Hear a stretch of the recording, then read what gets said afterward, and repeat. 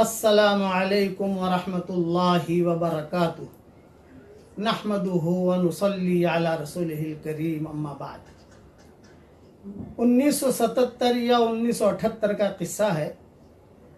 جمعہ کی نماز کے بعد حرم شریف میں حتیم کے سامنے میں بیٹھا ہوا تھا اور ایک بڑے میاں بہت خوبصورت حسین جمیل وہ آئے۔ انہوں نے آ کر کہا بیٹا آپ کو ہدیہ دیتا ہوں۔ میں نے کہا دیجئے۔ تو انہوں نے کہا کہ ہر جمعہ کی نماز کے بعد 7 مرتبہ سورہ اخلاص پڑھ لیا کر بیٹا، اور 7 مرتبہ سورہ فلق پڑھ لیا کر، اور 7 مرتبہ سورہ ناس پڑھ لیا کر۔ تو اگلی جمعہ تک اللہ تعالی ہر برائی سے، ہر بری خبر سے، ایکسیڈنٹ سے، مکروہ سے، بری بیماریوں سے اللہ تعالیٰ تیری حفاظت کرے گا۔ وہ بڑے میاں کہہ کر چلے گئے۔ میں نے اپنا عمل بھی شروع کیا، لیکن میں کسی کو بتاتا نہیں تھا کیونکہ میرے سامنے حدیث نہیں تھی۔ انہوں نے بات بتائی، اسی وقت ہمارا سفر ہوا تھا 1.5 سال، 1.25 سال کا، پورے سفر میں پڑھتے رہے۔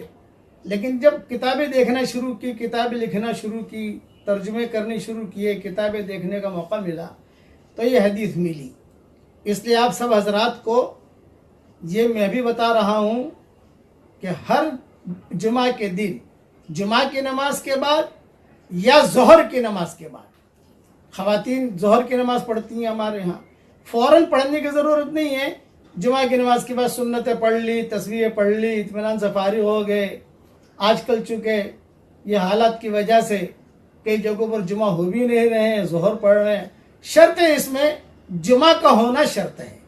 7 مرتبہ سورہ اخلاص پڑھنے کی عادت ڈالیے، 7 مرتبہ سورہ فلق پڑھنے کی عادت ڈالیے، اور 7 مرتبہ سورہ ناس پڑھنے کی عادت ڈالیے۔ اس کا وقت، بہترین وقت تو یہ ہے کہ بھی سنتوں کے بعد، نفلوں کے بعد پڑھ لیں، لیکن بعض مرتبہ بھول جاتے ہیں تو بھی کوئی حرج کی بات نہیں، چلو عصر تک پورا کر لو جمعہ کے دن۔ پھر بھی بھول گئے تو بھی کوئی حرج کی بات نہیں ہے، چلو جمعہ کے دن سورج غروب ہونے سے پہلے پڑھ لو۔ تو اس کی عادت ڈال دیجئے، تو اللہ تعالیٰ کی ذات سے امید ہے کہ انشاءاللہ اگلے جمعے تک اللہ تعالیٰ کی حفاظت میں رہیں گے۔ یہ حدیث ابن سنی میں ہے، اور میری کتابوں میں اس کے اور حوالے بھی میں نے لکھ دیے ہیں۔ یہ ساری تفصیل میں صرف ایک شرط ہے کہ جمعہ کا دن ہونا چاہیے۔ اب تو جمعہ کے دن چاہے اب جمعہ کی نماز پڑھیے یا ظہر کی نماز پڑھیے بس۔ اور اب یہ ویڈیو فوراً آگے بھیج دیجئے، جتنے لوگ انشاءاللہ پڑھیں گے آپ کو بھی ثواب ملے گا، پڑھنے والوں کو بھی ثواب ملے گا انشاءاللہ، اور مسلمانوں کی ہر شر سے حفاظت بھی ہو جائے گی۔ اللہ تعالی ہم سب سے راضی ہو جائے، آمین۔ وآخر دعوانا الحمدللہ رب العالمین۔